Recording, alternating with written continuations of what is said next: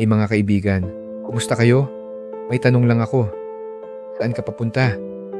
Alam mo, madalas naisip ko, parang usok lang ang buhay natin.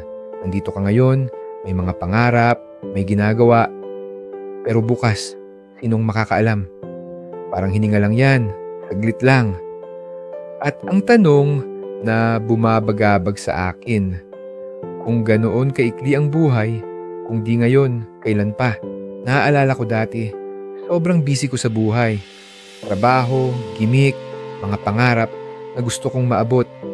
Feeling ko, I'm living the life. Lahat ng satisfaction hinahanap ko sa material na bagay, sa achievements, sa approval ng ibang tao. Sa isip ko, mamaya na ako mag-focus sa spiritual life. Bata pa ako, marami pa akong oras. Pero, ang totoo, may kulang. Parang empty pa rin. Parang bubble tea na ang daming toppings pero walang lasa. I was chasing temporary things thinking they would give me a lasting fulfillment.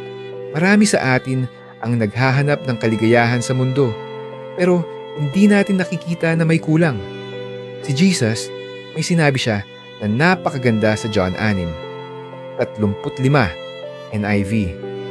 Then Jesus declared, I am the bread of life. Whoever comes to me will never go hungry, and whoever believes in me will never be thirsty. Napakalalim nito. Sabi ni Jesus, siya ang bread of life. Ang tinapay, yan ang pangunahing pagkain. Yan ang nagbibigay buhay at lakas sa katawan. At sabi niya, never go hungry, never be thirsty. Saan man tayo maghanap ng kasiyahan sa mundo, sa career, sa fame, sa relasyon, temporary lang yan. Pero kay Jesus, may permanent na satisfaction kasi siya ang buhay at katotohanan.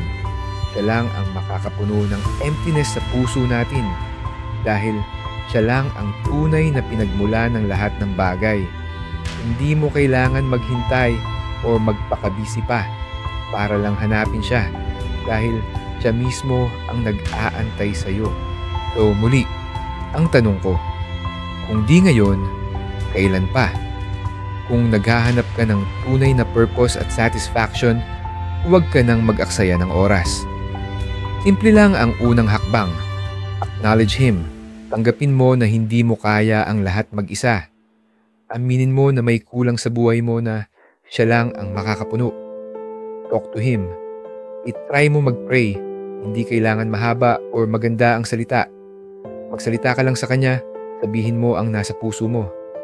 Read His Word kahit isang verse lang sa isang araw. Ang John 3:16 ay magandang panimula. Doon mo makikilala ang unconditional love niya para sa iyo. Kaya kung may nararamdaman kang urge na magbabalik loob sa Kanya, sundin mo yan kasi baka ito na ang sign na hinihintay mo. Huwag mo nang ipagpabukas ang pagbabago na gusto niyang gawin sa buhay mo. Tandaan mo, ang buhay natin ay napakaikli. Hindi mo alam kung anong mangyayari bukas.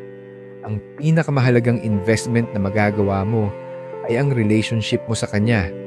Huwag mo nang ipagpaliban. Kung di ngayon, kailan pa?